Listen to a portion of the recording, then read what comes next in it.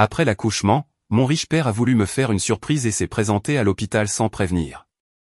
Mais dès qu'il a vu les vêtements modestes et les articles pour bébé que j'avais préparés, il m'a demandé directement, « Ma fille, les 7500 $ que je t'envoyais chaque mois ne suffisaient pas ?» J'étais tellement stupéfaite que je ne savais pas si mon père plaisantait.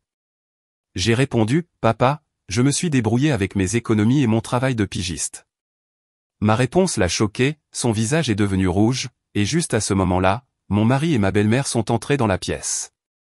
Je n'aurais jamais pu imaginer ce qui allait se passer. L'odeur de désinfectant et l'air vicié furent les premières sensations qui accueillirent Zola à son réveil. Elle ouvrit les yeux lentement. La pièce lui paraissait étrange, mais en même temps, elle lui procurait un sentiment de soulagement. La douleur dans tout son corps, surtout dans le bas-ventre, était encore vive, cependant, cette souffrance fut instantanément remplacée par une immense paix lorsqu'elle tourna la tête sur le côté.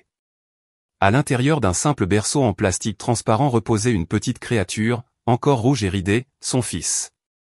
Les larmes d'émotion recommencèrent à couler. Elle toucha sa minuscule joue avec le bout de son index. Elle sentait que toute la douleur des heures de travail avait été récompensée à maintes reprises. Zola ajusta le châle légèrement de travers sur ses épaules. Elle avait choisi une chambre partagée pour 3 personnes dans cet hôpital général de Comté, non pas par manque d'options, mais parce que c'était la décision la plus sensée pour la situation financière de son mari Kwame et elle. La chambre avait 4 lits, bien qu'à ce moment-là, seul le sien et un autre dans un coin étaient occupés. Un ventilateur de plafond tournait lentement, émettant un grincement monotone, mais c'était suffisant pour atténuer la chaleur. Elle regarda à nouveau son bébé. Une couverture en laine bleu clair, achetée dans une friperie il y a quelques mois, enveloppait son petit corps. Zola sourit. Elle se souvenait comment sa belle-mère, Imani, s'était moquée lorsqu'elle la lui avait montrée. « Zola, pourquoi achètes-tu ces babioles bon marché ? Elles vont irriter la peau du bébé. Tu es trop avare.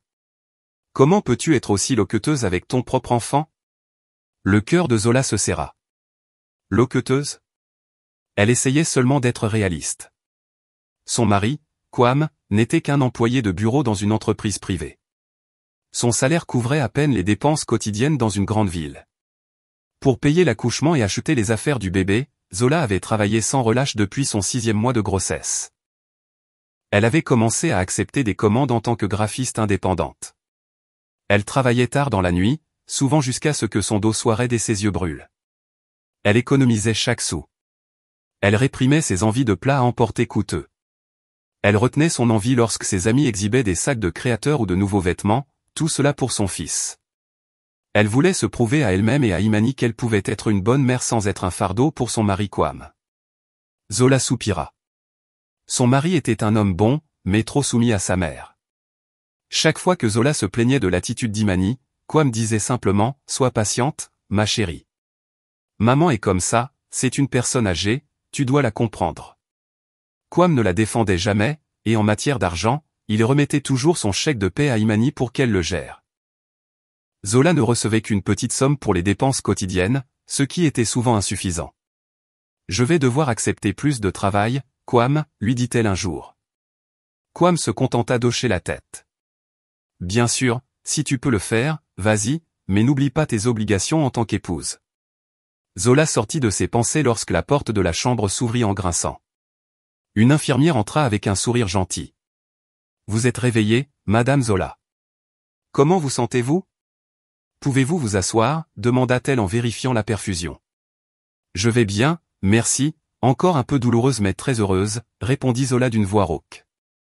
Le bébé est très sain et magnifique, 3,2 kg et 48 cm. Parfait, la félicita l'infirmière. Vous avez été forte, Madame Zola. Vous êtes venue à tous vos examens et avez tout préparé vous-même. Votre mari m'a dit que vous vous êtes même occupée de tous les papiers.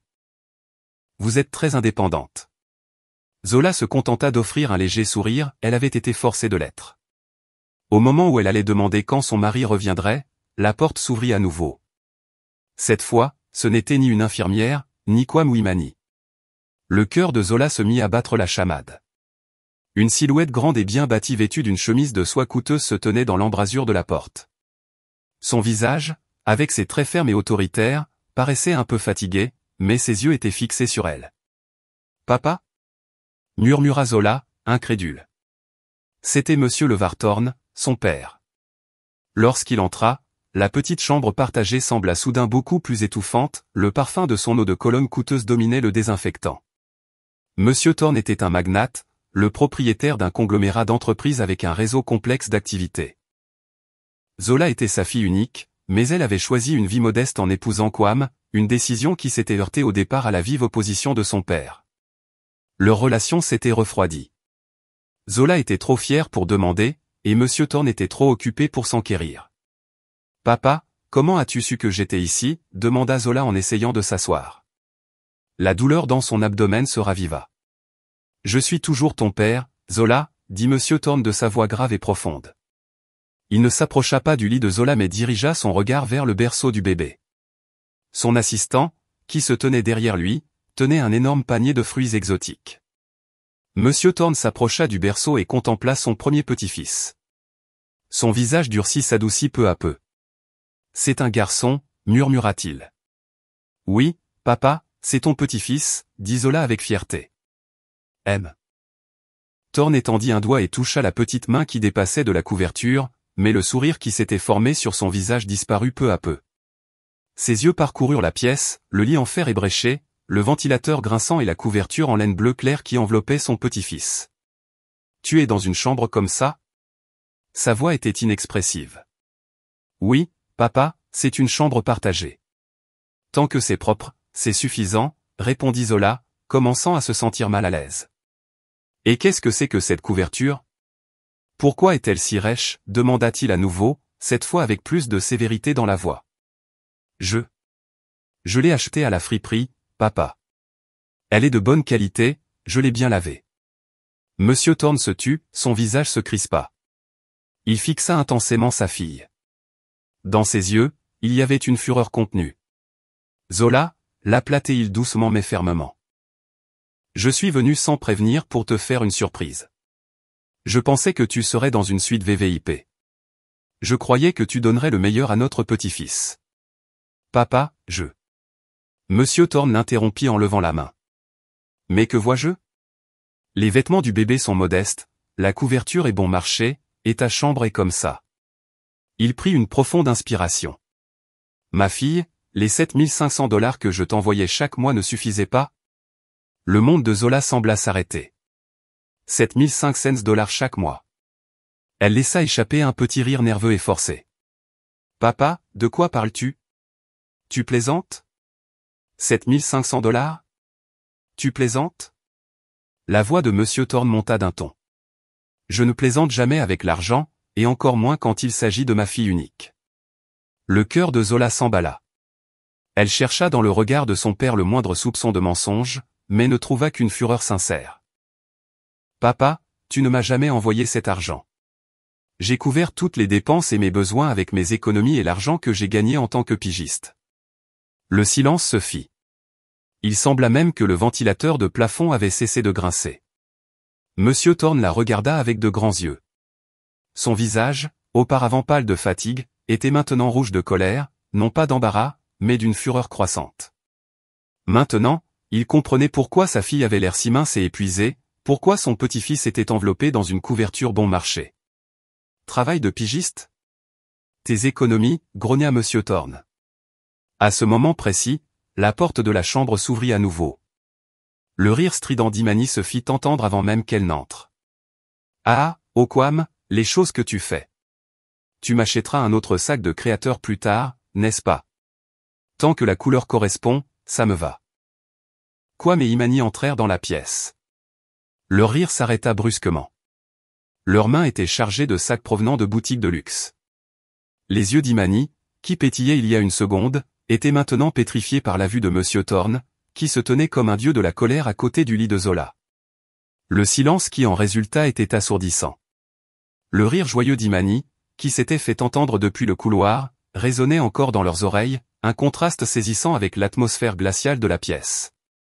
Imani se figea dans l'embrasure de la porte, ses mains agrippant plusieurs sacs en papier portant les logos de marques célèbres. À côté d'elle, Kwame, le mari de Zola, ressemblait à un cerf pris dans les phares. Son visage était blanc comme du papier et les sacs qu'il portait faillirent lui tomber des mains. Zola les regarda, puis regarda les sacs. Un sac à main en cuir rouge, valant évidemment plusieurs milliers de dollars, dépassait de l'un des sacs qu'Imani tenait, puis Zola regarda la modeste couverture de son bébé. Quelque chose dans sa tête commença à pulser douloureusement. Monsieur Thorne ne bougea pas. Il se contenta de les fixer d'un regard si perçant qu'il semblait capable de les écorcher vifs. Sa colère était si dense qu'elle ressemblait à une chaleur suffocante remplissant la petite pièce. Imani fut la première à briser le silence. Son instinct de prendre le contrôle de la situation s'activa immédiatement. Elle laissa rapidement tomber les sacs sur le sol à l'extérieur de la pièce et força un sourire, une grimace. « Eh bien, monsieur Thorne, quelle surprise de vous voir ici déjà.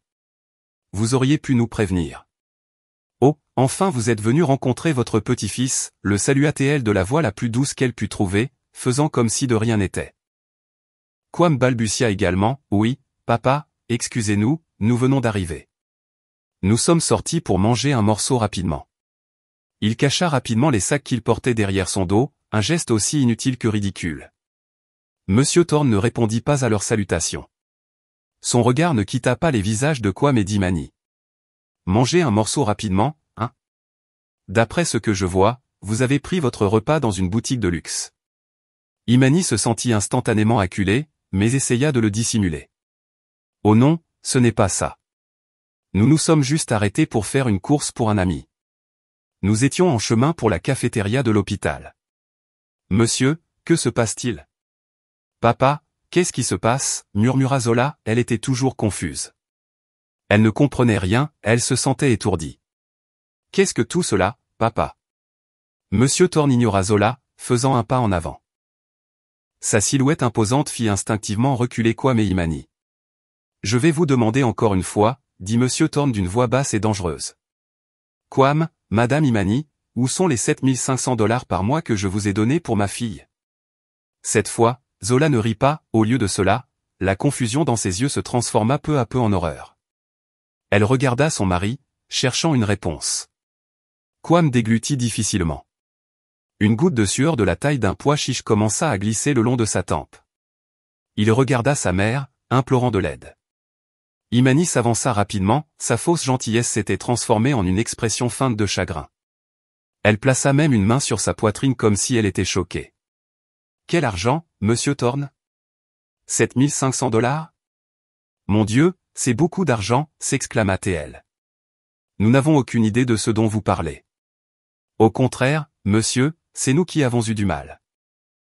Du mal? Répéta monsieur Thorne. Oui, monsieur, s'exclama Imani. Maintenant, son ton était devenu accusateur.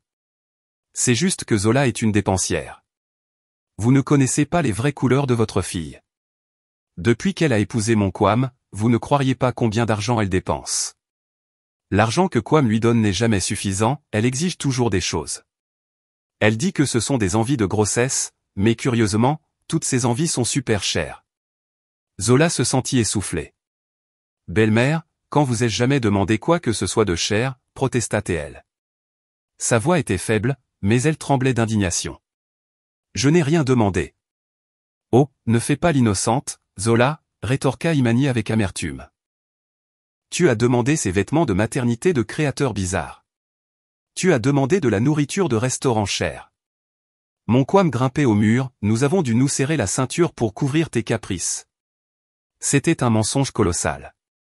Zola se souvenait parfaitement, elle n'avait que 3 tenues de maternité, toutes achetées à la friperie, et quant à la nourriture, elle devait souvent avoir faim parce qu'Imani cuisinait juste assez, disant qu'il devait économiser de l'argent. Belle-mère, c'est un mensonge, s'exclama Zola, les yeux remplis de larmes. Quand ai-je jamais gaspillé de l'argent?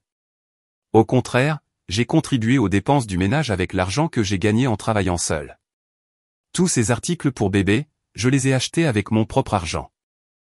Vous m'avez même traité d'avare pour avoir acheté une couverture bon marché. Vous voyez, voilà. Vous avez travaillé seul, bien sûr que vous l'avez fait. Je parie que vous avez claqué cet argent dans vos propres envies sans donner un sou à votre mari. Contre-attaqua Imani, ressentant un sentiment de supériorité en voyant Zola pleurer. Vous voyez, monsieur Thorne, vous lui demandez poliment et elle se met à pleurer. Quelle pleurnicharde! Quam, regarde ta femme. Quam garda simplement la tête baissée, n'osant pas regarder Zola ni, bien sûr, son beau-père. Zola secoua la tête avec véhémence. Des larmes coulaient sur ses joues. Papa, ce n'est pas vrai, crois-moi, s'il te plaît. Monsieur Thorne regarda sa fille en pleurs sur le lit, puis Imani debout avec arrogance, le visage plein de mensonges. Sa fureur avait atteint sa limite. Assez. Grogna-t-il. Sa voix n'était pas forte, mais elle fit résonner la pièce.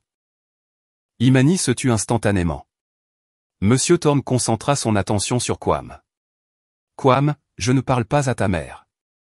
Je te parle en tant que mari de ma fille. Kwam leva légèrement la tête, les lèvres tremblantes. Oui, papa. Pendant 3 ans de mariage, le premier jour de chaque mois, j'ai viré $7 500 sur ton compte bancaire. Je l'ai fait exprès sur ton compte, pas celui de Zola, parce que je pensais que toi, en tant que chef de famille, tu gérerais cet argent pour le bonheur de ma fille. Zola sentit comme si son cœur était serré.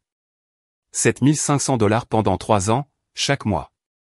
Elle se sentit étourdie, c'était une somme astronomique. Je n'ai pas dit à Zola exprès, continua Monsieur Thorne. Je voulais que ma fille sente que son mari prenait bien soin d'elle, qu'elle vivait confortablement, mais que vois-je aujourd'hui? Monsieur Thorne pointa du doigt la couverture du bébé. Ma fille accouche dans une chambre partagée, et mon petit-fils est enveloppé dans un chiffon bon marché, pendant ce temps, vous, il pointa du doigt les sacs de shopping à l'extérieur de la porte, vous venez de revenir de vous faire plaisir. Papa, c'est un malentendu, balbutia Kwam. Cet argent nous l'avons utilisé pour. Utilisé pour quoi, Kwam, pressa Monsieur Thorne. Pour les dépenses du ménage, papa, l'hypothèque, le paiement de la voiture, la maison. Monsieur Thorne laissa échapper un rire sarcastique. La maison où vous vivez est au nom de ta mère, et la voiture, depuis quand un simple employé de bureau comme toi peut-il se permettre une voiture de luxe à crédit? Imani vit que la situation devenait moche. Eh bien, mais c'est aussi notre argent, Monsieur Thorne. L'argent de Kwam compte aussi. Il est normal qu'il l'utilise pour la famille et pour sa mère aussi. Alors, dit M. Thorne, vous avez pris l'argent qui aurait dû être pour ma fille et vous l'avez utilisé pour votre propre bénéfice. Pendant ce temps, ma fille enceinte travaillait tard dans la nuit, n'est-ce pas? Papa, Kwam s'est excusé. Zola voulait travailler, elle a dit qu'elle s'ennuyait à la maison. S'ennuyait, répéta Zola doucement, son cœur était brisé. J'ai travaillé parce que l'argent que tu me donnais n'était jamais suffisant, Kwam. J'ai travaillé parce que ta mère ne me donnait même pas d'argent pour acheter des vitamines. La tension saisit à nouveau la pièce. Monsieur Thorne regarda son gendre avec une expression meurtrière. Kwam, je ne veux plus d'excuses. Il sortit son téléphone de la poche de son costume coûteux. Montre-moi tes relevés de compte bancaire tout de suite. Kwam se figea, c'était la fin. Papa, s'il te plaît, pas ici, la honte, murmura-t-il. La honte, cria Monsieur Thorne. Après avoir trompé ma fille pendant 3 ans, maintenant tu me parles de honte? Montre-le-moi maintenant. Mon téléphone n'a pas une bonne réception à l'hôpital, papa, s'excusa Kwam, un mensonge pathétique. Il pouvait à peine tenir le téléphone. Arrête de trouver des excuses, ou tu veux nous jeter ton argent à la figure. Monsieur Thorne Imani cria soudainement, tu crois que juste parce que tu as de l'argent, tu peux nous insulter comme ça? Mon Kwam travaille aussi. Nous avons notre propre argent, nous n'avons pas besoin du tien. Si vous n'en aviez pas besoin, pourquoi l'avez-vous utilisé, contre-attaqua Monsieur Thorne. Imani était sans voix, le visage rouge de colère et d'humiliation. Monsieur Thorne était impassible. Il regarda Kwam. Je vais compter jusqu'à 3. 1, 2. Kwam tremblait. Il regarda sa mère, puis Zola, qui pleurait à chaudes larmes dans son lit. Il était pris entre le marteau et l'enclume. Papa, s'il te plaît. Je n'ai pas besoin de voir son téléphone, l'interrompit froidement Monsieur Thorne. Il composa un numéro sur son téléphone.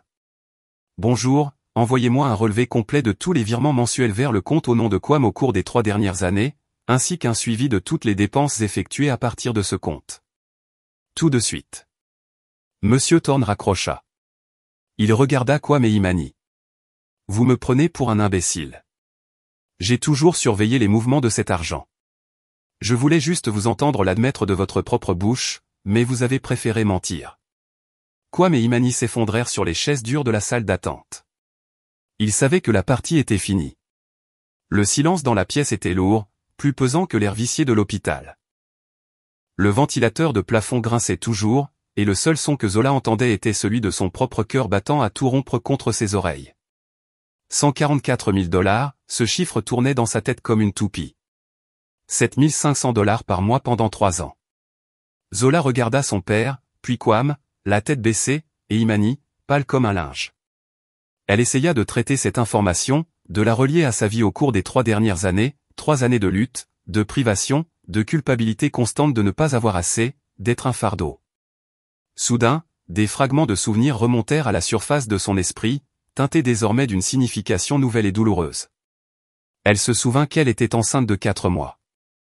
Ce n'était pas une envie de luxe, elle voulait juste désespérément des mangues de haute qualité, un peu plus chers mais parfaitement mûrs, du magasin d'alimentation.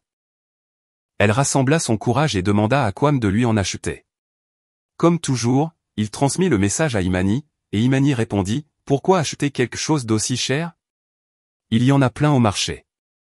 Ne sois pas si gâté. » Le lendemain, Imani apporta des mangues, mais c'étaient celles qui étaient vendues presque pourries à prix réduit. « Mange ça, les mangues sont les mangues, lui dit sa belle-mère.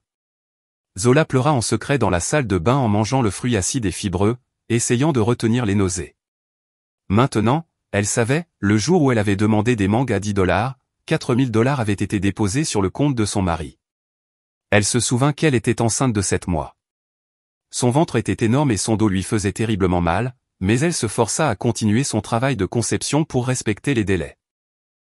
Elle s'asseyait à l'étroite table à manger devant son ordinateur portable jusqu'à 3 heures du matin. Le bébé donnait des coups constamment, comme pour protester. Kwame quitta la pièce, non pas pour la consoler, mais pour aller chercher de l'eau. Il la vit épuisée, avec de profonds cernes sous les yeux. Qu'est-ce qu'il dit ? N'oublie pas de te lever demain matin et de préparer le petit déjeuner pour maman avant que je parte au travail. Pav, repose-toi, Pav, laisse-moi t'aider. Kwame laissa sa femme enceinte travailler jusqu'à l'épuisement, alors qu'il y avait assez d'argent sur son compte bancaire pour embaucher une douzaine d'assistants. Elle se souvint de ses visites chez le gynécologue. Le médecin lui prescrivit un complexe vitaminique à haute dose et du calcium. Le fœtus était en bonne santé, mais la mère souffrait de malnutrition. « Mademoiselle Zola, vous devez prendre cela pour avoir de la force pour l'accouchement, lui dit le médecin. Zola vit le prix total, 60 $. Avec l'argent qu'Imani lui rationnait pour son usage quotidien, elle n'avait pas cette somme. Elle rentra chez elle et le montra à Kwame. Une fois de plus, c'est Imani qui répondit. Des vitamines aussi chères ? Les médecins veulent juste arnaquer les gens. Je n'ai pris aucune vitamine quand j'étais enceinte de Kwame, et regarde comme il est en bonne santé. Prends les pilules de fer qu'il donne gratuitement à la clinique communautaire. Ne sois pas faible. Ce soir-là, Zola pleura. Elle se sentait comme un échec, comme une mauvaise mère, avant même que son fils ne soit né. Elle avait l'impression de ne pas pouvoir lui donner le meilleur. Finalement, elle contacta discrètement un client et demanda plus de travail en échange d'une avance. Une semaine plus tard, elle acheta les vitamines avec son argent durement gagné et dut mentir à Imani, lui disant qu'une amie les lui avait données. Alors qu'elle se sentait coupable de dépenser de l'argent pour la santé de son propre bébé, son mari et sa belle-mère, menaient une vie de luxe. Les larmes de Zola coulaient silencieusement. Ce n'étaient plus des larmes de tristesse, mais des larmes de rage, de regret, de réalisation de son incroyable naïveté. « Zola, ma chérie. » La voix tremblante de Kwame interrompit ses pensées. Il essaya de lui prendre la main. Zola la retira brusquement. « Ne me touche pas, grogna-t-elle. Ping. Le téléphone de Monsieur Thorne sonna. Une notification, 2 emails et des messages, déferla. Son assistant avait été rapide. Monsieur Thorne n'avait pas besoin d'ouvrir son ordinateur portable, l'écran large de son téléphone affichait toutes les informations dont il avait besoin. Son visage restait calme, mais ses yeux brûlaient. « Kwame, dit Monsieur Thorne, le relevé de ton compte est fascinant. » Kwame baissa encore plus la tête. « Voyons voir, continua Monsieur Thorne, sa voix sereine mais mortelle. Le mois dernier, dépôt de 7 500 $ de ma part le premier jour. Le 4e jour, paiement par carte dans un restaurant de luxe, 300 $. Oh, ça devait être un dîner splendide. » Imani avait l'air nerveuse. Le 7e jour, continua Monsieur Thorne, paiement dans la boutique de luxe, $2500. Il leva les yeux de son téléphone, fixant directement Imani. Je suppose que c'est le sac à main que tu exhibais lors de tes réunions mondaines, celui dont tu disais que Kwame l'avait acheté à la sueur de son front. Imani tressaillit. Monsieur, nous avez-vous espionné? Pas besoin d'espionner, répondit froidement Monsieur Thorne. Je protège simplement mes biens, et ma fille est mon bien le plus précieux, celui que vous deux avez maltraité. Monsieur Thorne reporta son regard sur l'écran. Et il y a 3 mois, dépôt de $7500. La semaine suivante, à compte pour une berline sport rouge au nom de Kwame. Les yeux de Zola s'écarquillèrent. Une voiture? La voiture rouge dont tu disais que c'était un véhicule de société, Kwame? Kwame balbutia, c'était. C'était une prime, Zola, une prime de la société. Une prime, dit-il? Monsieur Thorne laissa échapper un rire sec. Votre entreprise ne verse pas de prime aussi généreuse, Kwame.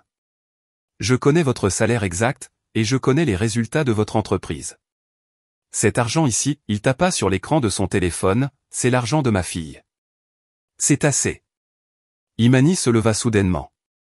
Elle n'en pouvait plus. Son visage, auparavant pâle, était maintenant rouge de rage.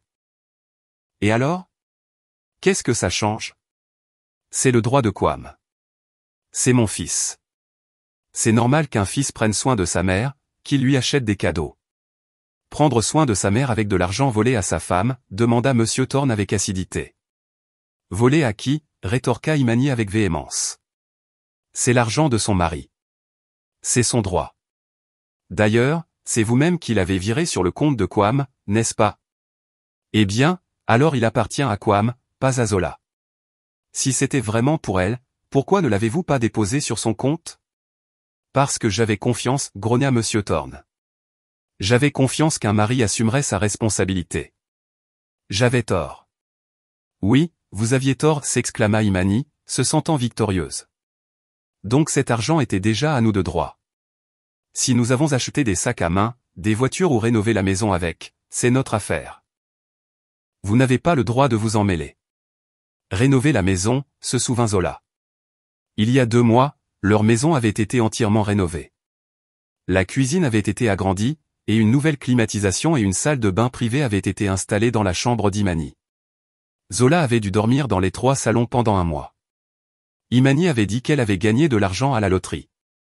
Le cœur de Zola se brisa. Elle regarda son mari. Kwame, est-ce que ce que dit ta mère est vrai? Tu pensais que c'était ton droit. Kwame n'eut pas le courage de répondre, il ne pouvait que pleurer, mais ses larmes semblaient fausses. Il ne pleurait pas pour Zola, mais pour lui-même. Soudain, Kwame tomba à genoux, non pas devant Zola, mais devant Monsieur Thorne. Il rampa et essaya d'attraper les pieds de son beau-père. Papa, pardonne-moi.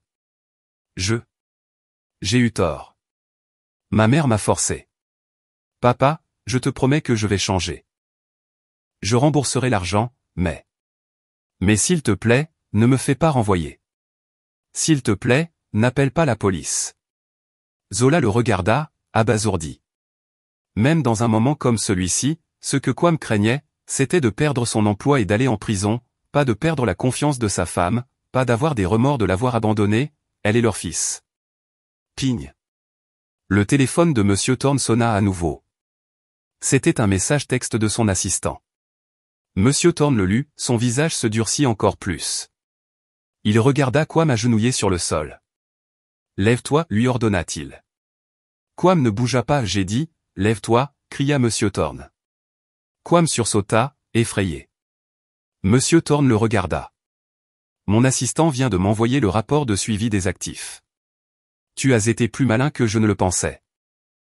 Non seulement tu as dépensé l'argent, mais tu l'as utilisé pour acheter des biens à ton nom. Kwame et Imani se figèrent.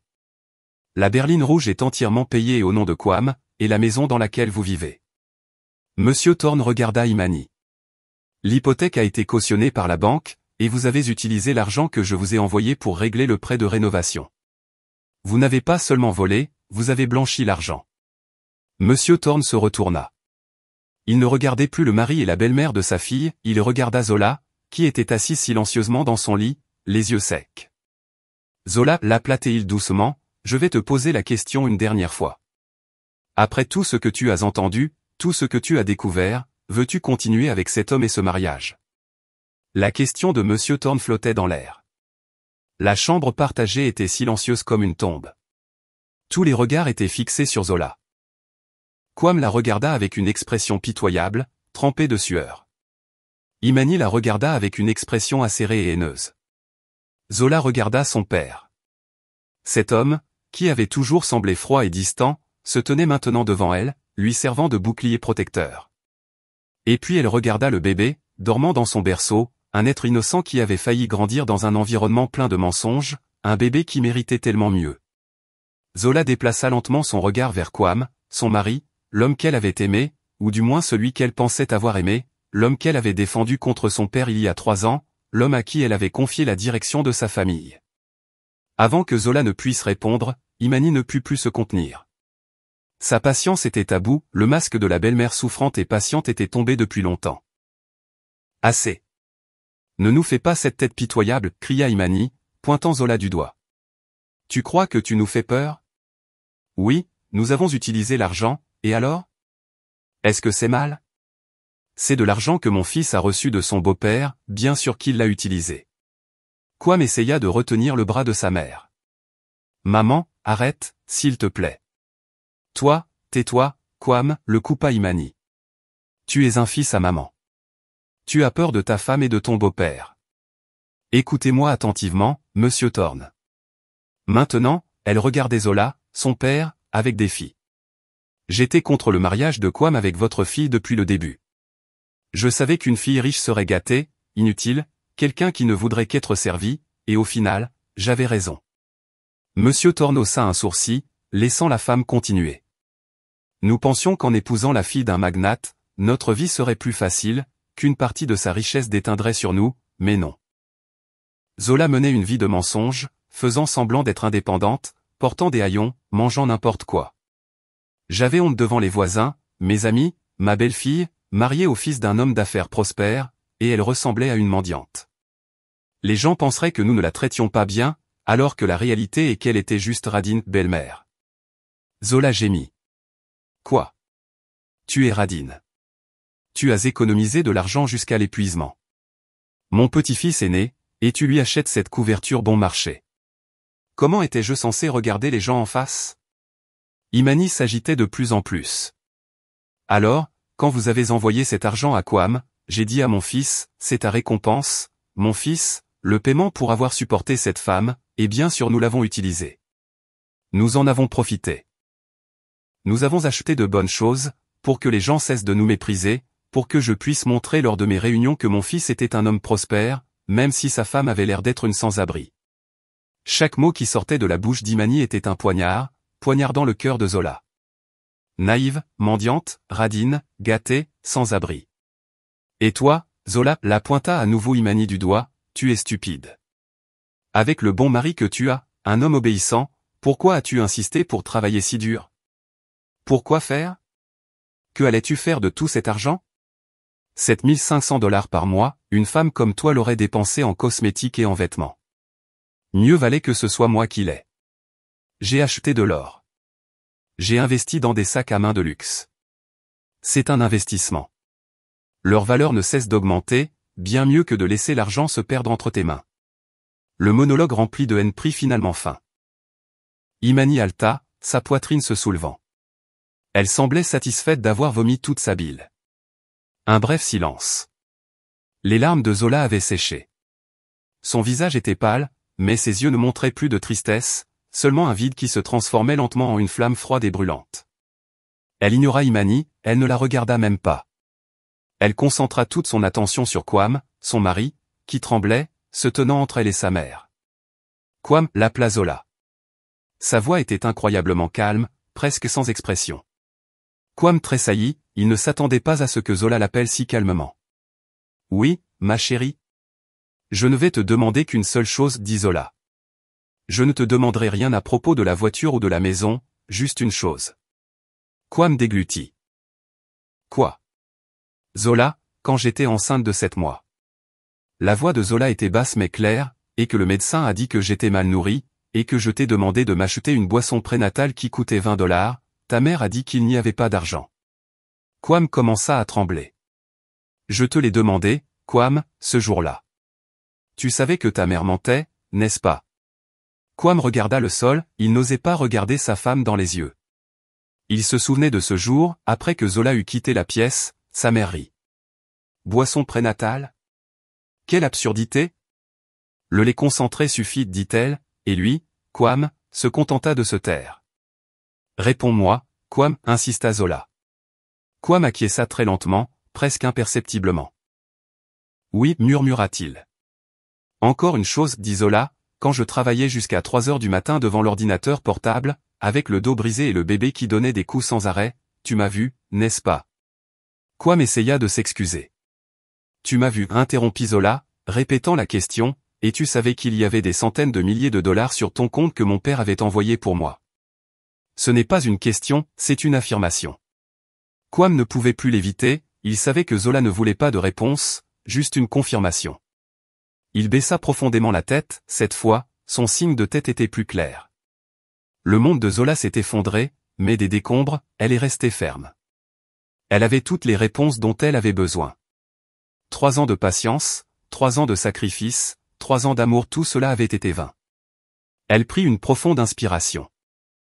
La douleur des points de suture chirurgicaux n'était rien comparée à la douleur dans son cœur. Zola releva la tête, elle ne regarda plus Kwame, elle regarda directement dans les yeux de son père. Papa, sa voix était maintenant ferme et forte, j'ai ma réponse. Sors-moi et mon fils d'ici tout de suite.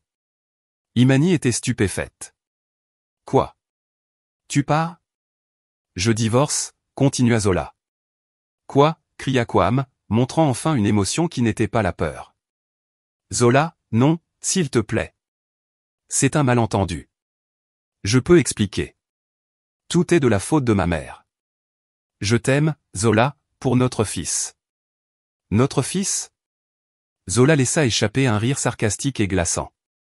Le fils que tu as couvert d'une couverture que tu as appelée bon marché, le fils à qui tu as refusé des vitamines, le fils dont tu as laissé la mère travailler jusqu'à l'épuisement pendant que tu menais la grande vie? Ne prononce plus jamais le nom de mon fils. Comme tu es insolente, Zola! Cria Imani. Ton père t'a montré un peu de pitié, et maintenant tu es devenue arrogante. Divorce si tu veux. Penses-tu pouvoir vivre sans Kwame? Qui voudra d'une femme divorcée avec un enfant? Tu reviendras vers nous en rampant pour demander de l'argent. Zola esquissa juste un faible sourire. Madame Imani. La voix de Monsieur Thorne était si froide qu'elle pouvait geler le feu.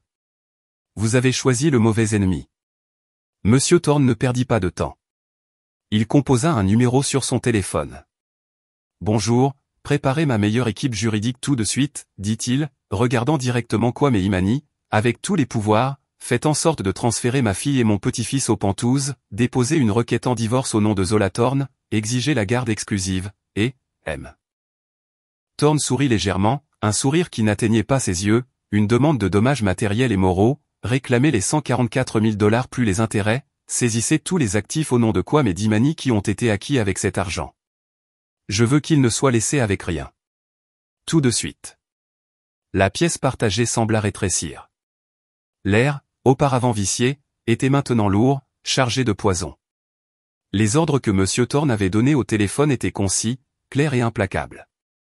L'écho de ces mots résonnait encore dans les oreilles de Kwame et d'Imani. Quoi? Imani fut la première à retrouver sa voix, bien qu'elle sonnât rauque. Saisir des actifs? La police? Monsieur Thorne, vous ne pouvez pas être sérieux. C'est une affaire de famille. Kwame, pour sa part, avait l'air d'avoir été arraché de son âme. Ses genoux flanchèrent. Papa.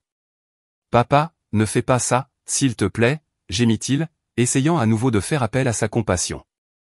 Je vais travailler, papa. Je vais le rembourser. Je vais divorcer d'elle. Je veux dire, ne m'envoie pas en prison, papa, s'il te plaît. Monsieur Thorne ne répondit pas.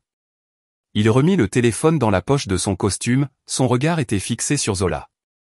Tu es prête, ma fille, demanda-t-il doucement, comme si les deux personnes paniquées devant lui n'étaient que de simples ombres. Zola hocha la tête. Ses mains, qui agrippait la couverture, se relâchèrent lentement. Elle avait pris sa décision, il n'y avait plus de doute. « Je suis prête, papa. »« Non, tu ne pars pas », cria soudain Quam. Il se jeta en avant, essayant d'attraper le lit de Zola.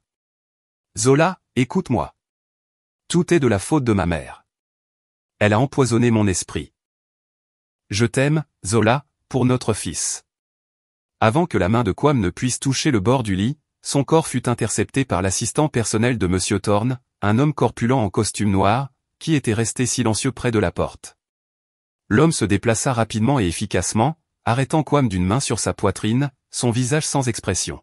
« Excusez-moi, monsieur, gardez vos distances. Lâche-moi. Cette femme est ma femme. » hurla Quam. « Elle n'est plus ta femme, » déclara Monsieur Thorne. Puis il appuya sur le bouton d'appel infirmière à côté du lit de Zola. « Je ne permettrai pas à ma fille de rester une seconde de plus dans cet enfer que vous avez créé. » La porte s'ouvrit, non seulement une infirmière entra, mais aussi 2 agents de sécurité de l'hôpital et le superviseur, qui avaient apparemment déjà été alertés par l'assistant de Monsieur Thorne. « Que se passe-t-il, M. Thorne ? Pourquoi toute cette agitation dans la pièce ?» demanda le superviseur avec un visage inquiet. « Je suis le père de la patiente Zola Thorne, » dit calmement Monsieur Thorne, sa présence inspirait le respect. « Je déménage ma fille tout de suite, et je vous demande d'éloigner ces 2 personnes, » il pointa Quam et Imani, de cette pièce. Il trouble la paix de la patiente. « Quoi ? Nous expulser ?» protesta Quam. « Cette femme est ma femme, et cet enfant est mon fils. Nous sommes son beau-fils et sa co-belle-mère, » ajouta Imani.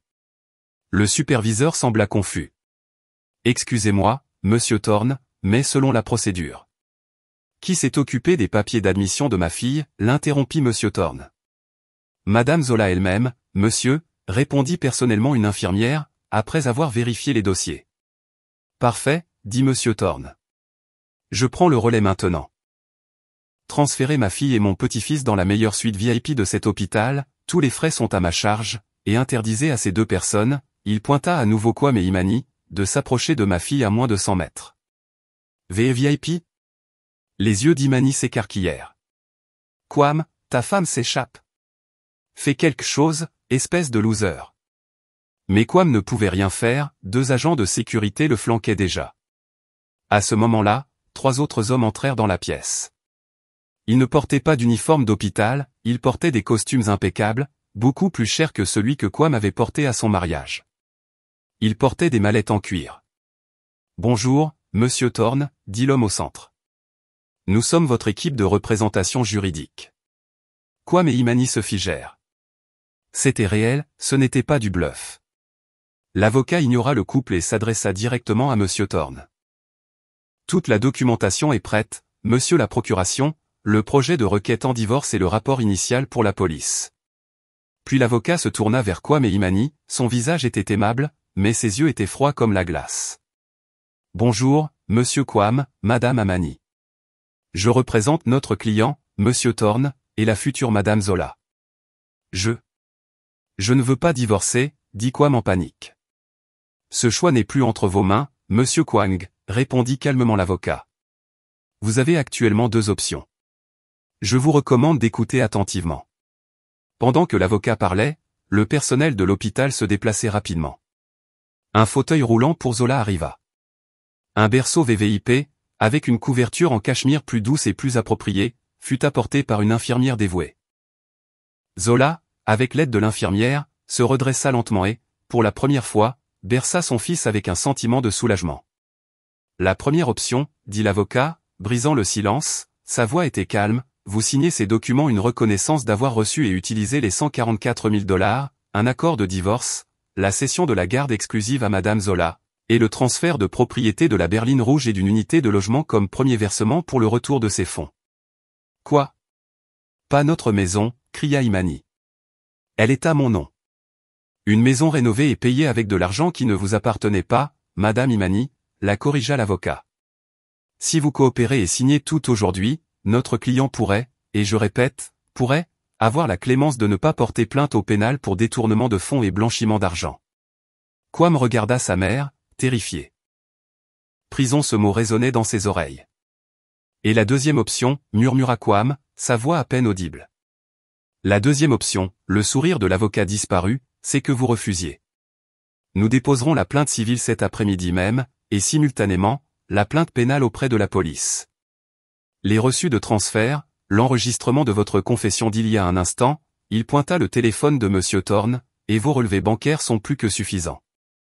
Nous vous garantissons que vous ne gagnerez pas. Vous perdrez tout, et surtout, vous passerez un bon moment derrière les barreaux. Choisissez. Imani tremblait, son visage, auparavant rouge de colère, était maintenant pâle comme du papier. Son arrogance s'était évaporée, seule la peur restait. Au milieu du chaos, Zola était déjà dans le fauteuil roulant, serrant son bébé dans ses bras, prête à partir. Monsieur Thorne était à ses côtés. Son assistant poussait le fauteuil. Alors qu'il franchissait le seuil, Quam fit un dernier geste désespéré. Il se libéra de ses gardes et tomba à genoux sur le sol. « Zola » cria-t-il de façon incontrôlable, « chérie, ne pars pas. Je suis désolé. J'ai fait une erreur. Je vais embrasser tes pieds, s'il te plaît, ne me quitte pas. » Zola fit signe à l'assistant de s'arrêter. Quam la regarda avec des yeux pleins d'espoir. Zola. Zola regarda le visage de son mari, le visage qu'elle avait autrefois aimé, maintenant baigné de larmes de crocodile. Elle ne ressentait rien ni compassion, ni amour, seulement de l'épuisement. Lentement, Zola regarda droit devant elle. Avancez, ordonna-t-elle doucement à l'assistant. Le fauteuil roulant se remit en mouvement, laissant derrière lui Quam agenouillé dans le couloir et Imani effondré sur une chaise, regardant stupéfaite la pile de documents juridiques dans les mains de l'avocat. Les portes de l'ascenseur au bout du couloir s'ouvrirent. Zola entra avec son père, sans se retourner. Zola. Le cri désespéré de Quam fut la dernière chose qu'elle entendit avant que les portes de l'ascenseur ne se referment, l'emmenant vers sa nouvelle vie. Le silence à l'intérieur de l'ascenseur VIP spacieux, sentant les produits de nettoyage coûteux, était absolu. Seul le doux ronronnement de la machinerie se faisait entendre pendant leur ascension. Zola appuya sa tête contre le dossier du fauteuil roulant, elle ferma les yeux un instant. Son étreinte autour du petit bébé sur ses genoux se resserra. Elle pouvait sentir le minuscule rythme cardiaque de son fils, rythmique et calme, un contraste avec la tempête qu'elle venait de laisser derrière elle. Monsieur Thorne était à ses côtés, avec une main protectrice sur le dossier du fauteuil roulant. Il ne dit rien, il savait que sa fille avait besoin de temps. Les portes de l'ascenseur s'ouvrirent, non pas sur un couloir normal, mais directement dans un hall privé luxueux au dernier étage. Cette suite VVIP ressemblait davantage à un hôtel 5 étoiles, des tapis épais, des murs lambrissés et un éclairage chaleureux. Une autre infirmière en chef attendait déjà. « Bienvenue, Madame Zola, Monsieur Thorne, la chambre est prête. » Ils furent conduits à la chambre. Zola retint son souffle, c'était immense. Elle avait un espace de vie séparé, un canapé confortable en velours et un lit de patient motorisé à la pointe de la technologie. Mais ce qui attira le plus son attention, c'est la gigantesque baie vitrée, offrant une vue panoramique sur la ville. Le ciel du coucher de soleil commençait déjà à virer à l'orange. Dans un coin de la pièce se trouvait un magnifique berceau en bois massif, parfaitement équipé d'articles de bébé haut de gamme, tous dans leur emballage d'origine, un monde à part du couffin en plastique et de la couverture de friperie. « Reposez-vous, madame. Je vais vous aider à déplacer le bébé, dit doucement l'infirmière. Zola hésita un instant, elle ne voulait pas lâcher son fils. Monsieur Thorne sembla comprendre. « Laissez-moi le tenir, dit-il, et avec précaution, Monsieur Thorne prit son premier petit-fils dans les bras de Zola. L'homme qui avait toujours semblé si froid avait l'air un peu maladroit, mais ses yeux rayonnaient d'une immense tendresse. « Bonjour, petit champion, bienvenue dans la famille, murmura-t-il au bébé. C'est à ce moment-là, en voyant son père tenir son fils dans cette pièce sûre et luxueuse, que toute la tension que Zola avait refoulée pendant des heures, voire des années, éclata enfin. Les épaules de Zola commencèrent à trembler, un sanglot s'échappa de ses lèvres, puis un autre. Elle couvrit son visage de ses mains, et ses pleurs se transformèrent en un torrent. Elle pleura, ce n'étaient pas les pleurs de douleur ou de rage de l'autre pièce, c'était un pleur de soulagement, un pleur qui emportait toutes les blessures, tous les mensonges, toute l'humiliation qu'elle avait avalée au cours des 3 dernières années. Elle pleura pour sa propre stupidité, elle pleura pour ses années perdues, et elle pleura pour le fait qu'elle était enfin libre. Monsieur Thorne remit rapidement le bébé à l'infirmière et s'agenouilla à côté du fauteuil roulant de Zola. Il serra sa fille fort dans ses bras. « Pleure, ma fille, laisse tout sortir. C'est fini maintenant, tout est terminé.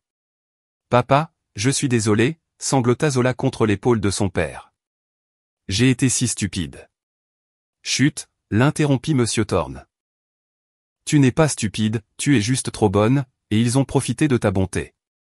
À partir de maintenant, personne ne te fera plus jamais de mal, je te le promets. Pendant ce temps, dans la pièce partagée en bas, la scène était très différente. Les cris désespérés de Quam dans le couloir n'arrêtèrent pas les avocats. Ils rentrèrent dans la pièce, où Imani était toujours assise, rigide. Quam entra en trébuchant après eux, sa démarche était faible, ses yeux étaient vides. Bien, dit l'avocat principal, plaçant la pile de documents et un stylo sur la table devant Imani. Le temps de la négociation est terminé. Il est temps de décider la prison ou la signature. Imani regarda les papiers. Sur la première page, on pouvait clairement lire « Reconnaissance de dette et transfert d'actifs ». Ses yeux s'écarquillèrent devant le chiffre de 144 000 $.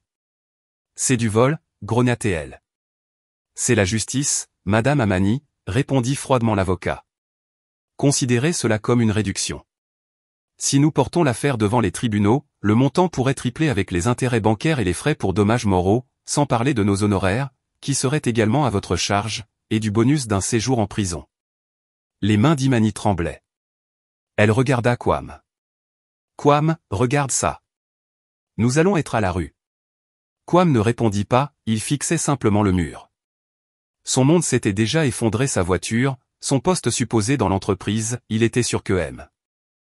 Thorne prendrait tout, lui aussi, et maintenant sa maison. Maman, murmura Quam, s'accrochant au dernier fil de lucidité qu'il lui restait, signe. Quoi, tu vas abandonner si facilement? Cette maison. Cette maison est celle de ta mère. C'est une maison dans laquelle nous ne pourrons pas vivre si nous sommes en prison, maman, cria Quam, perdant finalement son sang-froid. Tu n'as pas entendu le mot prison? Je ne veux pas aller en prison, et tout ça est de ta faute, à cause de ta cupidité. Ma faute? Imani se leva d'un bond. Ne me fais pas rire. Tu en as profité aussi. Tu as conduit cette voiture, tu as adoré être appelé un homme qui a réussi, et maintenant tu me blâmes? Espèce de fils ingrats. Stop, la voix de l'avocat coupa leur dispute. Nous ne sommes pas payés pour regarder des drames familiaux. Soit vous signez, soit j'appelle la police tout de suite. Il sortit son téléphone. Imani regarda le téléphone, puis la pile de papier. D'une main tremblante, elle saisit le stylo. Où, grogna-t-elle. L'avocat la guida, lui indiquant où elle devait signer sur chacun des onglets adhésifs. Imani signa avec une telle rage qu'elle déchira presque le papier. Quand elle eut fini, elle jeta le stylo sur la table. Monsieur Quam, à votre tour, dit l'avocat. Quam signa comme un automate, sans résistance, sa signature était presque illisible. Excellent, dit l'avocat, en ramassant les documents. Une dernière chose, il tendit sa main, les clés de la voiture et de la maison. Vous avez 24 heures pour quitter les lieux. Demain après-midi, notre équipe viendra les présenter. Quam vérifia à contre-cœur ses poches, remettant le porte-clés de la voiture rouge et les clés de la maison, qui avait été sa fierté. Après le départ des avocats, Quam et Imani se retrouvèrent seuls dans la pièce. Imani, qui avait été si forte il y a un instant, s'effondra soudainement, ses jambes cédèrent. Elle tomba sur le sol et éclata en sanglots. Tout est fini. Notre argent, notre maison. Oh, Quam, où allons-nous vivre? Quam ne répondit pas, il s'assit sur une chaise, fixant d'un air vide les sacs de marque de luxe qu'il venait d'apporter, il gisait maintenant sur le sol, ironique et pathétique. Dans la suite pentouse de l'hôpital, Zola venait de finir d'allaiter son fils, pour la première fois en paix. Son vieux téléphone, avec l'écran légèrement fissuré, reposait sur la table de chevet. Soudain, il vibra. Le nom de Quam apparut à l'écran, un appel. La vibration cessa, puis des notifications de messages textes apparurent. 1, 2. 10, chérie, s'il te plaît, décroche. J'ai fait une erreur. Maman s'est évanouie, Zola. S'il te plaît, il ne me reste plus rien. Tu es trop cruel. Nous pouvons recommencer, chérie, je promets. L'ami de Zola, Amara, qui venait d'arriver après avoir reçu l'appel de Monsieur Thorne, a vu la série de messages. Mon Dieu, Zola, Cet homme n'a aucune honte, grogna Amara. Elle regarda son ami, vas-tu lui répondre? Zola regarda l'écran du téléphone. Le visage pitoyable de Kwame traversa brièvement son esprit, mais il fut bientôt remplacé par l'image du visage moqueur d'Imani, d'elle-même travaillant jusqu'à 3 heures du matin, de cette couverture bon marché. D'une main ferme, Zola prit le téléphone. Amara pensait qu'elle allait répondre, mais Zola maintint le bouton d'alimentation enfoncé et sélectionna l'option éteindre. L'écran devint noir. Il n'y a plus de nous, murmura Zola pour elle-même. Elle regarda Amara, et pour la première fois depuis longtemps, sourit sincèrement. Maintenant, il n'y a plus que mon fils et moi. La tranquillité de la suite VIP était un luxe que Zola avait presque oublié. Au cours des 2 jours suivants, elle se rétablit non seulement physiquement mais aussi mentalement, entourée d'infirmières patientes, d'installations confortables et, surtout, de sécurité. Monsieur Thorne ne s'éloignait jamais beaucoup, il avait temporairement transféré son bureau dans le salon de la suite, gérant ses entreprises de plusieurs millions de dollars tout en gardant un œil sur son premier petit-fils. Son ami Amara devint son bouclier émotionnel, lui rendant visite quotidiennement, lui apportant sa nourriture préférée, même si celle de l'hôpital était déjà excellente, et surtout, la faisant rire. Alors Amara dit le 3e jour, en pelant une pomme, « Comment vas-tu appeler ce beau garçon? Ne me dis pas que, puisque son nom de famille est Thorne, tu vas l'appeler M. » Le président dès son enfance. Zola rit, un rire sincère qu'elle n'avait pas laissé échapper depuis longtemps. Elle regarda son fils, qui dormait paisiblement dans son berceau confortable. Il s'appelle Elias, murmura-t-elle. Elias Thorne. Elias, répéta Amara. Un nouveau départ. Ça te va bien, Zola. C'est vraiment l'aube de ta nouvelle vie. Et Elias, continua Zola, parce qu'il est la preuve la plus claire de la grâce de Dieu dans ma vie. Il m'a sauvé. Alors que Zola retrouvait la lumière, dans une autre partie de la ville, de sombres nuages planaient sur la maison qui avait été sa fausse scène pendant 3 ans. Kwame et Imani vivaient les 24 heures les plus longues de leur vie. Après le départ des avocats, la maison semblait vide. La colère explosive d'Imani s'était transformée en pleurs terrifiants et hystériques. Ma maison, l'héritage de ton père, ils nous l'ont pris, Kwame. Ils nous l'ont pris, cria-t-elle en se frappant la poitrine. Elle était déjà hypothéquée, maman. Nous l'avons remboursée avec l'argent de Zola, répondit Kwame d'une voix rauque. Il s'en fichait, il voulait juste que tout cela se termine. Sa tête était bloquée. Il avait été licencié, un simple message texte de Monsieur Thorne au service des ressources humaines de son entreprise, et en quelques minutes, son contrat avait été résilié sans compensation, avec une note dans son dossier pour faute professionnelle grave. Nous devons déménager, maman, maintenant. Déménager où? Cria Amani. Sous un pont? Tu n'as pas d'argent. Moi non plus. Mes cartes de crédit sont toutes bloquées. Ça doit être ce vieil homme. Kwame ne dit pas à sa mère qu'il avait encore un petit fonds d'argent du marché noir qu'il avait réussi à faire sortir du bureau, de l'argent qu'il avait caché même à elle, c'était son seul espoir. Ils commencèrent à emballer dans une atmosphère terrible. Imani n'emballait pas, elle était occupée à fourrer les bijoux en or qu'elle avait achetés avec l'argent de Zola à l'intérieur de sa ceinture et à envelopper ses quelques sacs de créateurs authentiques dans de vieux sacs en tissu, espérant que l'équipe de saisie ne les remarquerait pas. Kwame, pour sa part, mit ses vêtements dans une seule grande valise. Il jeta un dernier coup d'œil à la berline rouge dans le garage, son éclat semblait se moquer de son malheur. Le lendemain à 12 heures précises, la sonnette retentit. Ce n'était pas l'avocat, c'était pire, 3 hommes corpulents accompagnés d'un membre de l'équipe juridique et d'un serrurier. C'est l'heure, monsieur Kamet, madame Imani, dit l'un des hommes de l'équipe juridique d'une voix inexpressive. Imani tenta un dernier acte de résistance, courant vers la porte et commençant à crier aux voisins, au secours. Au secours. Ils nous mettent à la porte injustement. Les riches veulent voler notre maison. Au secours. Plusieurs voisins sortirent curieux, mais l'équipe juridique était préparée, il sortit une copie de l'ordonnance du tribunal et le document signé par Amani la veille. Cette dame a volontairement signé un transfert d'actifs en compensation d'une affaire de détournement de fonds. Tout est légal, veuillez ne pas vous impliquer dans des affaires juridiques. Les visages des voisins, auparavant compatissants, devinrent méfiants. Détournement de fonds. Ce mot résonna, ils commencèrent immédiatement à chuchoter. Voyant que sa résistance était inutile, Imani se dégonfla. Rassemblez vos affaires et partez, s'il vous plaît. Nous allons changer la serrure de cette maison, dit l'employé, sous le regard de dizaines de voisins bavards. Quam traîna sa valise dehors. Imani suivit, portant un sac en tissu volumineux, couvrant son visage avec le bord d'un foulard pour cacher sa honte. « Attendez un instant, cria Quam. L'employé de l'équipe juridique s'arrêta. La berline rouge, nous pourrions l'utiliser pour transporter les valises. Nous la rendrons plus tard. L'homme de l'équipe juridique le regarda comme s'il était de la poussière. Monsieur Quam, cette voiture ne vous appartient plus depuis hier. C'est un actif saisi. Partez. Il pointa du doigt la rue principale. Quam baissa la tête, marcha jusqu'au bout de la rue et héla un vieux taxi. Il y mit la valise et aida sa mère, qui pleurait encore, à monter. Où allons-nous, Quam, sanglota Imani à l'intérieur du taxi. Dans une pension près des voies ferrées, répondit Quam doucement.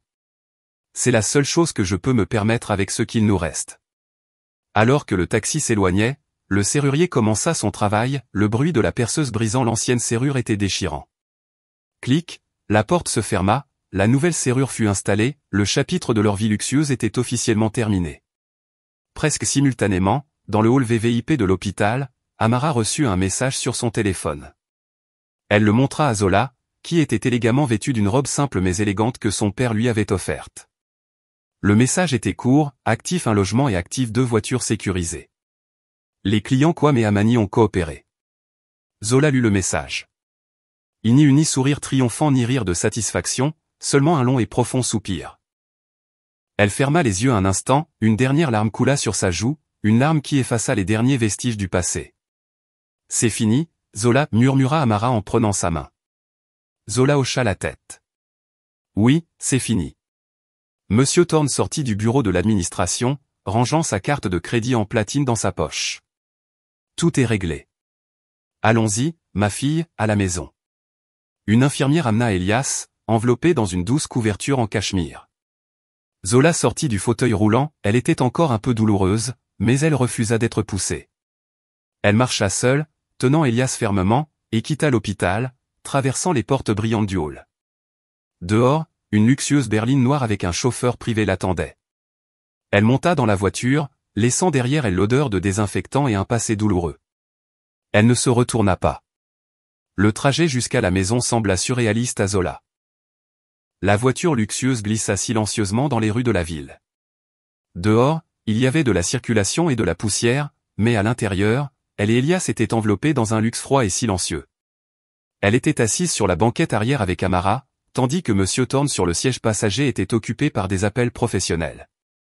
C'était la première fois qu'elle voyait le monde extérieur après une semaine piégée dans le drame, mais elle n'avait pas l'impression de rentrer chez elle, elle ne savait pas dans quelle maison elle devait retourner. La maison de Quam n'était plus la sienne, et où son père l'emmenait-elle? La voiture ne se dirigea pas vers la luxueuse communauté de banlieue de son père qu'elle connaissait depuis son enfance, au lieu de cela, elle tourna vers le quartier financier et s'arrêta dans le hall d'un imposant gratte-ciel. « Papa, où allons-nous » demanda Zola, mal à l'aise. « À la maison » répondit brièvement Monsieur Thorne avec un léger sourire. Ils montèrent dans un ascenseur privé directement au dernier étage, le 50e étage. Les portes de l'ascenseur s'ouvrirent, et ce qui les accueillit n'était pas un hall de bureau mais le salon à couper le souffle d'un appartement penthouse. Les murs étaient presque tous en verre, offrant une vue à 360 degrés sur la ville. Le sol était en marbre importé, le mobilier était minimaliste mais avait l'air incroyablement cher. « Mon Dieu, papa, où sommes-nous » Zola était stupéfaite. « Dans ta maison, dit Monsieur Thorne. » Il prit Elias des bras de Zola. « Mon assistant le prépare depuis hier. »« Bienvenue à la maison, ma fille. » Une femme d'âge moyen en uniforme les salua. « Bonjour, Madame Zola. Je suis Madame Bethel. Je suis la nounou d'Elias, et voici Madame Jones, votre infirmière personnelle en postpartum. » Zola était encore plus confuse. « Nounou ? Infirmière personnelle ?» Monsieur Thorne lui fit visiter la maison. Il y avait 3 chambres, la chambre principale était plus grande que tout l'appartement de location dans lequel elle avait vécu. Il y avait une chambre d'amis, et une autre avait été transformée en la chambre de bébé la plus luxueuse qu'elle ait jamais vue. Le berceau était en bois massif, il y avait un placard rempli de jouets éducatifs importés et de vêtements de bébé de créateurs, et un système de climatisation avec contrôle de la température.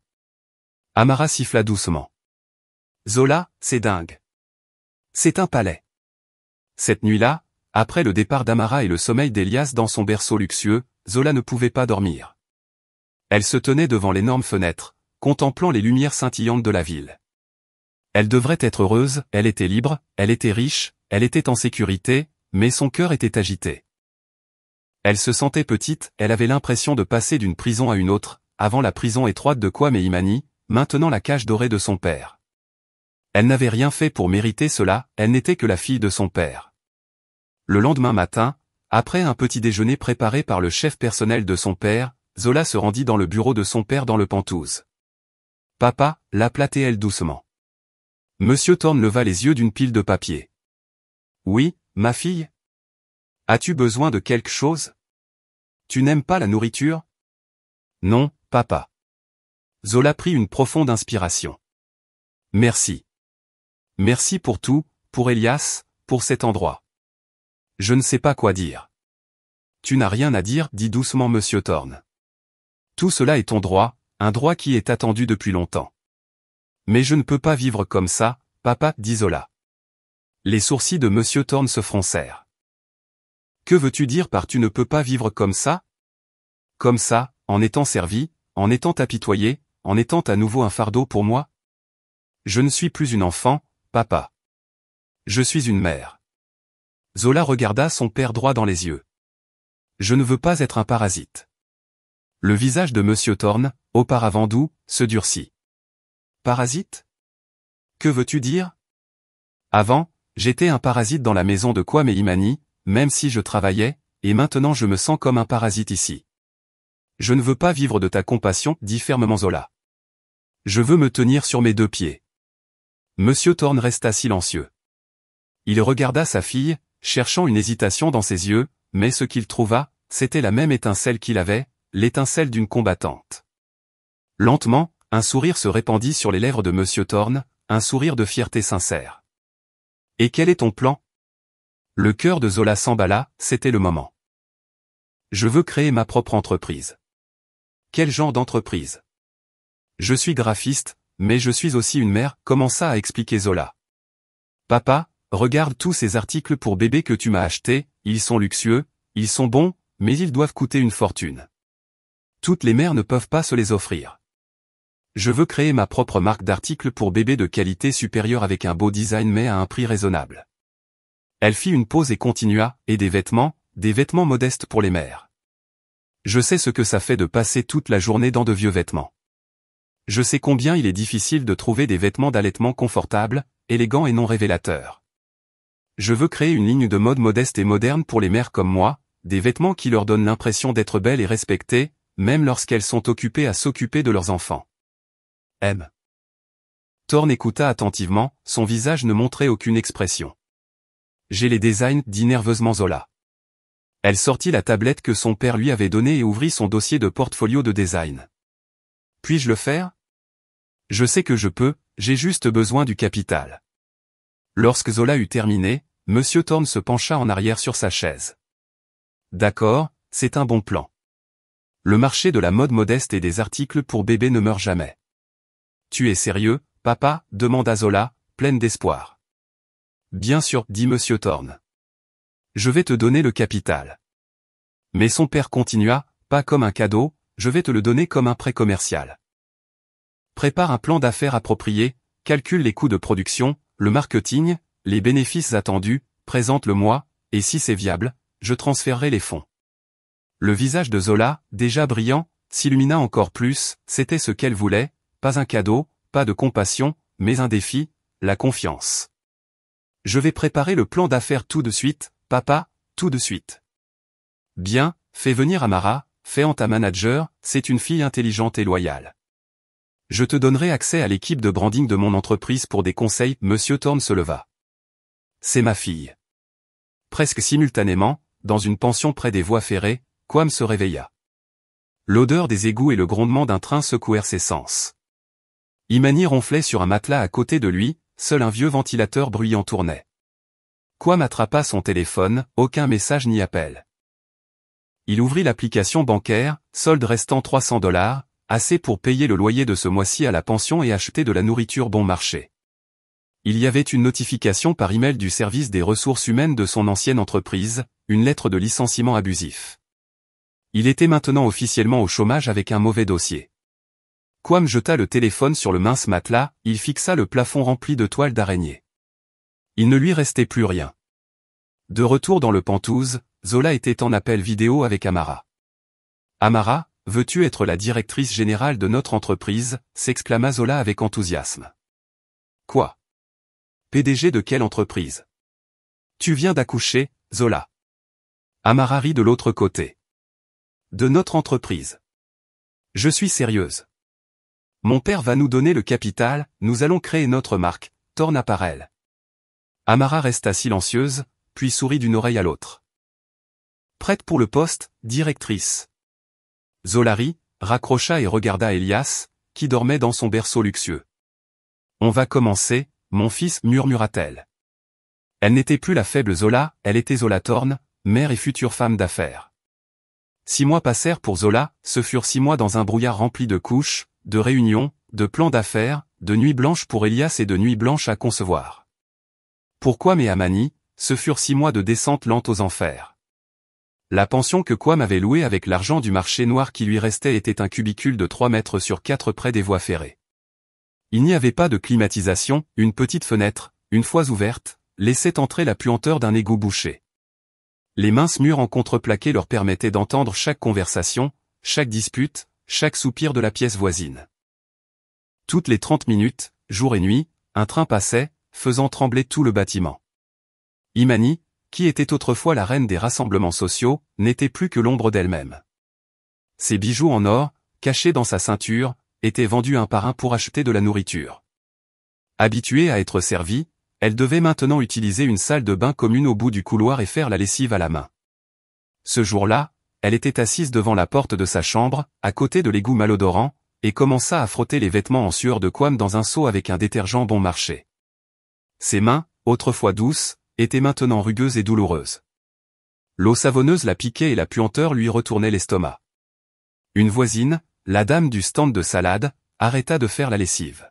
« Madame Imani, c'est inhabituel, vous l'avez toujours emmenée au pressing. » Le visage d'Imani rougit. « Juste pour faire de l'exercice, mentit-elle. » La voisine rit. « De l'exercice ? Eh bien, vous avez l'air plutôt misérable. Et, vous devez frotter les vêtements de travail de votre mari avec une brosse, n'est-ce pas ? » Comme ça, elle lui lança une vieille brosse à récurer. Imani se sentit humiliée au plus profond d'elle-même, des larmes tombèrent dans l'eau sale. Elle détestait ça, elle détestait l'odeur, elle détestait la voisine, elle détestait Kwame, et surtout, elle détestait Zola et son père. Dans un marché de gros, Kwame chargeait des sacs de pommes de terre. L'homme qui était autrefois un employé de bureau en chemise propre était maintenant un manutentionnaire d'entrepôt dans un vieux t-shirt déchiré. Son corps, autrefois bien entretenu, était maintenant mince et brûlé par le soleil. Mis sur liste noire par toutes les entreprises, le seul emploi qu'il ait pu trouver était celui-ci. Il était payé quotidiennement, $2 pour chaque sac qu'il déplaçait du camion à l'étal.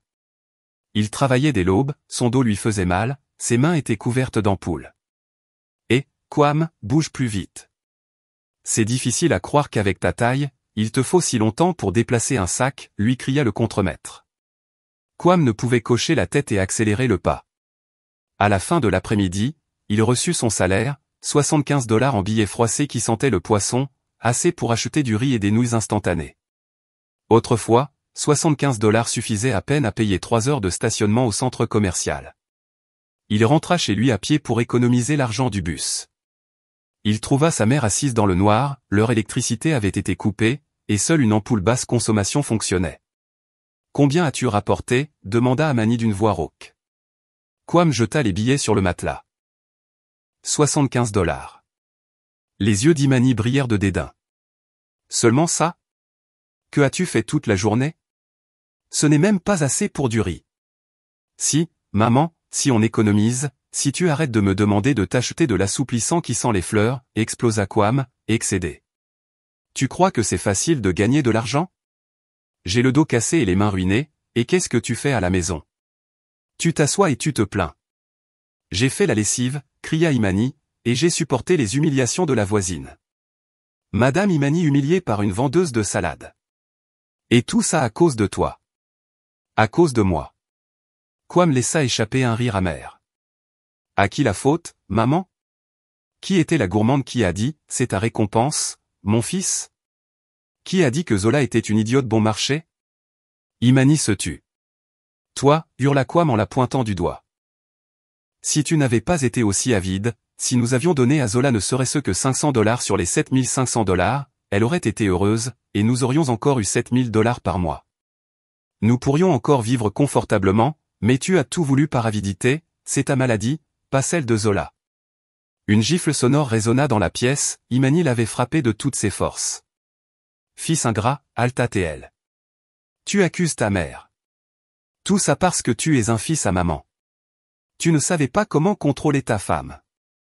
Si tu avais été plus dur avec elle dès le début, Zola n'aurait pas osé. Kwam toucha sa joue brûlante, quelque chose à l'intérieur de lui se brisa. Fils à maman, répéta-t-il. C'est toi qui m'as rendu comme ça. Je ne voulais pas aller en prison, et maintenant je n'ai plus rien. Ils crièrent, ils s'insultèrent, ils se rejetèrent la faute, leurs voix se mêlèrent au grondement du train.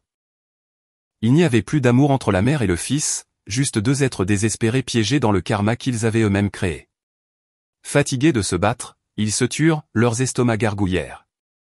Camille prépara 2 paquets de nouilles instantanées dans une vieille casserole, sans œufs, sans légumes, juste des nouilles et le sachet de poudre. Ils mangèrent en silence, soudain, leur attention se porta sur le seul divertissement de la pièce, une vieille télévision à tube de 14 pouces qu'ils avaient achetée pour $20. Les nouvelles locales étaient diffusées, avec un reportage sur de jeunes entrepreneurs. Et notre prochaine figure inspirante est Mademoiselle Zola Thorne, dit le présentateur. Kwam et Amani se figèrent avec leur cuillère en l'air. Le visage de Zola apparut à l'écran, elle avait l'air différente, elle était toujours belle, mais maintenant elle rayonnait d'une aura distincte. Elle portait un chemisier élégant et un foulard rose poudré assorti. Elle se tenait devant un grand magasin luxueux avec une grande pancarte indiquant Thorne Apparel. Oui, merci, la voix de Zola sonna claire et confiante à la télévision. Thorne Apparel est né de mon rêve d'offrir des vêtements confortables, élégants et modestes pour les jeunes mères. La caméra montre à l'intérieur du magasin, rempli de clients de la haute société réclamant les vêtements et les articles de bébé haut de gamme. Et pour célébrer l'ouverture de notre premier magasin, continua Zola en souriant à la caméra, nous ferons don de 10% des bénéfices de ce mois-ci à un orphelinat. Crash. Imani avait jeté son bol de nouilles sur la vieille télévision, l'écran vacilla et devint noir, des éclats de céramique et du bouillon de nouilles se répandirent sur le sol. Sans vergogne, cria Amani, sa voix dépassant à nouveau le bruit du train. Elle se montre sa richesse au-dessus de notre souffrance, cette sorcière. Kwam ne bougea pas, il fixa l'écran de télévision maintenant noir. Dans son reflet, il vit son propre visage, hagard, mince, vaincu, complètement vaincu. 1 an s'était écoulé depuis ce jour à l'hôpital. Pour ceux qui construisent des rêves, le temps passe vite. Le Penthouse, autrefois étrange, était devenu un foyer chaleureux pour Zola et Elias. Sous la tutelle de Monsieur Thorne, un mentor commercial strict mais juste, Thorne Apparel grandit à un rythme effréné. Le plan d'affaires de Zola avait été brillant, elle ne vendait pas seulement des vêtements, elle vendait une histoire, une communauté. Elle construisit une image de marque qui comprenait les jeunes mères. La qualité était supérieure, mais les prix restaient accessibles à la classe moyenne. Le résultat fut explosif. En 1 an, Thorne Apparel ouvrit des magasins dans 5 centres commerciaux de luxe et créa un atelier de production qui employait des dizaines de couturières locales. Aujourd'hui était un jour spécial, le premier anniversaire d'Elias et le premier anniversaire de Thorne Apparel, mais la célébration n'eut pas lieu dans un hôtel de luxe. Fidèle à sa promesse, Zola la célébra ailleurs, dans un orphelinat communautaire humble mais propre à la périphérie de la ville. La cour de l'orphelinat était décorée de ballons, des dizaines d'enfants orphelins étaient assis sagement, les yeux brillants à la vue des boîtes de cadeaux et d'un énorme gâteau d'anniversaire. Elias, qui rampait déjà, riait joyeusement sur les genoux de son grand-père, Monsieur Thorne. Zola monta sur une petite scène, vêtue d'une robe blanche simple mais élégante de sa dernière collection, son visage était serein et radieux. « Bonjour à tous » dit-elle d'une voix douce, « Aujourd'hui, je ne suis pas ici en tant que PDG de Thorne Apparel, je suis ici en tant que Zola, une mère et une fille. » Elle sourit à son père. « Il y a 1 an, mon fils Elias est né, et sa naissance a été une nouvelle aube dans ma vie, il m'a appris le sens de la force. Je veux qu'Elias apprenne que le vrai bonheur ne réside pas dans ce que nous possédons, mais dans ce que nous pouvons partager. C'est pourquoi, en remerciement pour son premier anniversaire et pour la première année de Thorn Apparel, mon père et moi avons décidé de financer la rénovation complète de cet orphelinat et de créer une fondation pour garantir les frais de scolarité de tous ces enfants jusqu'à la fin de leurs études secondaires. Un tonnerre d'applaudissements éclata, la directrice de l'orphelinat, une religieuse, pleura d'émotion, les enfants crièrent de joie. Monsieur Thorn, avec Elias dans ses bras, applaudit le plus fort, il regarda sa fille avec les yeux embués. Non seulement elle avait réussi, mais elle était devenue une grande personne. Alors que Zola descendait de la scène et prenait Elias dans ses bras, le téléphone qu'Amara tenait vibra. Amara le regarda et s'approcha de Zola. Zola, murmura-t-elle au milieu de l'agitation, il y a des nouvelles. Zola se tourna. Quelles nouvelles, Amara? Amara hésita un instant. Des nouvelles du karma. Zola fronça les sourcils. Amara lui montra l'écran du téléphone, il y avait 2 messages. Le premier venait de l'équipe juridique de son père, une arrestation a eu lieu dans une petite entreprise de messagerie. Kwame a été arrêté pour avoir détourné $2000 de fonds de l'entreprise, il est actuellement en garde à vue. $2000? Zola sourit amèrement.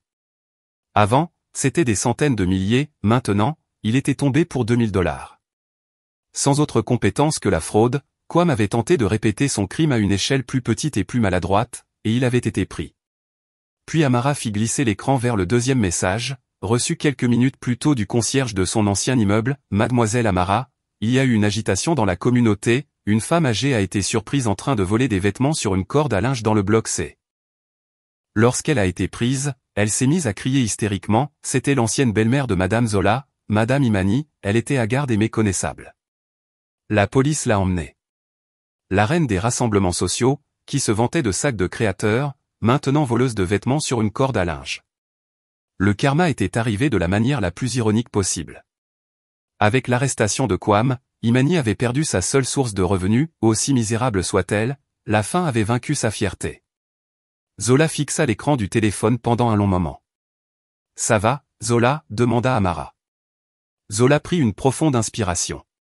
Elle ne ressentit pas une explosion de triomphe ni un désir de célébrer, ce qu'elle ressentit, c'était un soulagement, la libération d'un lourd fardeau qu'elle portait inconsciemment depuis longtemps. Le chapitre était enfin clos par le destin. Elle verrouilla l'écran et rendit le téléphone à Amara. « Ça va, dit-elle. Au contraire, je me sens libre. » Elle se tourna, il n'y avait plus d'ombre du passé dans son regard. Devant elle, Elias riait, tendant ses petites mains vers le gâteau d'anniversaire. Son père lui sourit. « Allez, ma fille, il est temps de souffler les bougies, dit Monsieur Thorn. » Zola hocha la tête, s'approcha de son fils, le prit dans ses bras et embrassa sa joue potelée. Elle se tint à côté de son père, entourée des rires des enfants de l'orphelinat. « Joyeux anniversaire, mon amour, murmura-t-elle à Elias.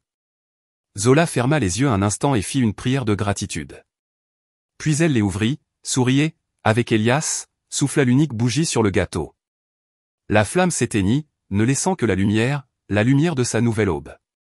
Avez-vous aimé l'histoire? Et de quelle ville écoutez-vous? Retrouvons-nous dans les commentaires. Si vous avez aimé l'histoire, vous pouvez me soutenir en envoyant un super thanks afin que je puisse continuer à vous apporter d'autres histoires comme celle-ci. Merci beaucoup pour votre gentil soutien. J'attends avec impatience vos commentaires sur l'histoire. À l'écran, vous pouvez voir 2 nouvelles histoires de vie que je recommande vivement. Il y a tellement plus sur ma chaîne. N'oubliez pas de vous abonner. À la prochaine histoire de vie avec amour et respect.